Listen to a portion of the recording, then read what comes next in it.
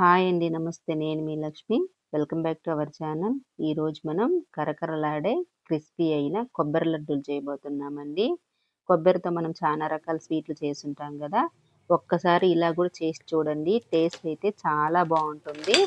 పిల్లలు గూడా చాలా ఇష్టంగా తింటారు. ఇవి చూసేకి గులాబ్ జామున్ లాగుంటాయి గదా! పైన క్రిస్పీగా, లోపల సాఫ్ట్‌గా సూపర్‌గా ఉంటాయి. ఇప్పుడు ఇది ఎలా చేయాలో తయారీ విధానం చూద్దాం. ఇదొచ్చేసి పచ్చి కొబ్బరి ముక్కలండి. వెనక భాగం ఉండే బ్రౌన్ పార్ట్ అంతా తీసుకునేసి ఇలా చిన్న ముక్కలుగా కట్ చేసుకున్నాను. ఇప్పుడు దీన్ని కప్పు మెజర్‌మెంట్‌లో చూపిస్తాను. మనం కట్ చేసుకున్న ముక్కలు ఒక కప్పు నిండా వచ్చినాయండి. ఇప్పుడు దీన్ని చిన్న మిక్సీ జార్‌లో వేసుకునేసి మెత్తగా పేస్ట్‌లాగా చేసుకోవాలండి. ఎంత వీలైతే అంత మెత్తగా దీన్ని రుబ్బుకునేయాలి. ఇలా వచ్చింది గదా! మీకు చేత్తో గూడా చూపిస్తాను చూడండి. ఇలా మెత్తగా వేసుకున్న తర్వాత దీన్ని పక్కన పెట్టుకునేసి స్టవ్ మీద ఒక పెనం పెట్టుకునేసి ఇందులోకి ఒక అరకప్పు పాలు వేసుకునేయాలి. అలానే ఇప్పుడు ఇందులో ఒక 3 స్పూన్లు పంచదార వేసుకునేద్దాము. స్వీట్ ఎక్కువ తినాలనుకున్న వాళ్ళు ఇంకొక స్పూన్ వేసుకోండి. మనకి కొబ్బరి గూడా కొంచెం స్వీట్‌గా ఉంటుంది గాబట్టి చూసి వేసుకోవాలి చక్కెరనేది. ఇప్పుడు ఈ పాలు, చక్కెర అంతా ఇలా చక్కగా కరిగిపోయేంత వరకు కలుపుకునేసి, ఇప్పుడు ఇందులో మనం మిక్సీ పట్టి పెట్టుకున్న కొబ్బరిని వేసుకోవాలి. ఇలా కొబ్బరిని వేసుకున్న తర్వాత మంటనేది సిమ్‌లో గాని, మీడియం గాని పెట్టుకునేయాలి. లేపోతే ఇది మనకి తొందరగా అడుగంటేస్తది. సిమ్‌లో పెట్టుకునేసి ఇలా చక్కగా కలుపుకున్న తర్వాత ఇప్పుడు ఇందులో ఒక స్పూన్ పాల పొడి, ఒక స్పూను సూజీ రవ్వ వేసుకునేయాలండి. 2 మిక్స్ చేసి వేసినాను నేను. ఇలా వేసేదాని వల్ల మనకిది తొందరగా గట్టి పడుతుంది. పాల పొడి వేసేదాని వల్ల కొంచెం టేస్టీగా ఉంటుంది. ఇప్పుడు ఇందులోనే ఒక 2 స్పూన్లు నెయ్యి వేసుకునేసి అంతా ఇలా చక్కగా కలుపుకునేద్దాము. ఇలానే ఒక 5 నిమిషాలు కలుపుతూ ఉన్నామంటే ఇది మనకి గట్టిపడిపోతుంది. ఇందులో మనం బొంబాయి రవ్వ గూడా వేసుకున్నాం గాబట్టి తొందరగానే ఇలా గట్టిగా అవుతుంది. ఇప్పుడు కొంచెం పిండి గూడా పట్టి చూద్దాము లడ్డూ చుట్టేకొస్తుందా లేదా అని. ఇలా మనకి లడ్డూ చుట్టేకొస్తే సరిపోతుంది. ఇప్పుడు స్టవ్ ఆఫ్ చేసుకునేసి దీన్ని దించి పక్కన బెట్టుకునేయాలి. ఇలా అంతా ఒకసారి కలిపేసుకునేసి, దీన్ని పూర్తిగా చల్లారేంత వరకు పక్కన బెట్టుకునేయాలి. ఇది పూర్తిగా చల్లారిన తర్వాత ఇంకా కొంచెం చిక్కగా అవుతుందండి. అంటే గట్టిపడిపోతుంది. పూర్తిగా చల్లారిన తర్వాత చూపిస్తా ఉన్నాను చూడండి. మనకి గట్టిగా అయింది గదా! ఇప్పుడు గరిటెకుండేదంతా తీసుకునేసి, దీన్ని మనకు నచ్చిన సైజుల్లో ఉండల్లాగా చేసుకునేయాలి. మీడియం సైజ్ అయినా, అలానే కొంచెం పెద్ద సైజ్ అయినా, నేనైతే కొంచెం మీడియం సైజే చేసుకునేస్తా ఉండాను.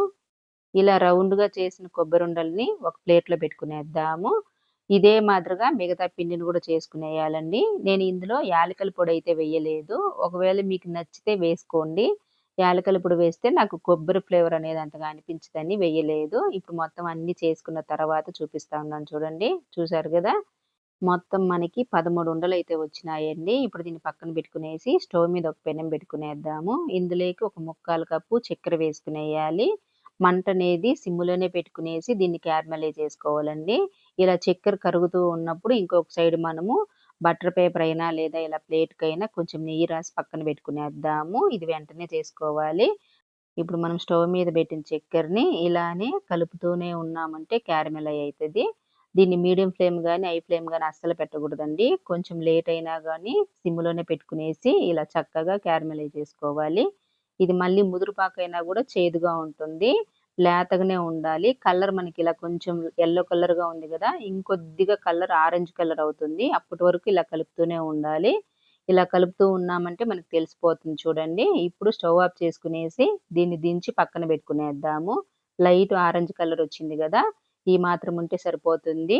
ఇప్పుడు ఇందులో మనం కొబ్బరుండలను వేసుకునేసి ఇలా గెరటుతో పైన వేసుకోవాలి లడ్డూ పైన.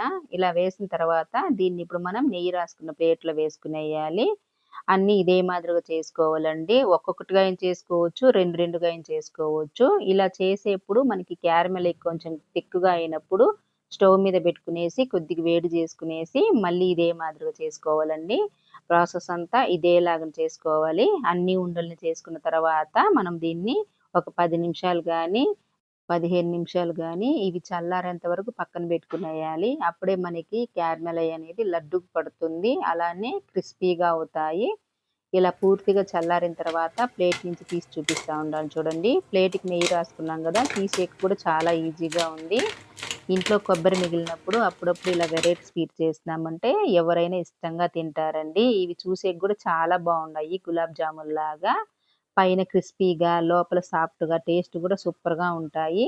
ఇవి మనం అంత ముదురు పాకం లేకుండా, లేత పాకం లేకుండా మీడియంగా పెట్టాం కాబట్టి కలర్ కూడా చాలా బావుంది. మీరు కూడా ఒక్కసారి ఇలా చేసుకొని తిని చూసి ఎలా వచ్చిందనేది కామెంట్‌లో చెప్పండి. ఈ వీడియో గనక నచ్చితే లైక్ చేయండి. ఇలాంటి మరెన్నో రెసిపీస్ కోసం మన ఛానల్‌ని సబ్స్క్రైబ్ చేసుకొని పక్కనే ఉండే బెల్ ఐకాన్‌ని క్లిక్ చేసినారంటే నేను పెట్టే వీడియోలు మిస్ అవ్వకుండా చూడడానికి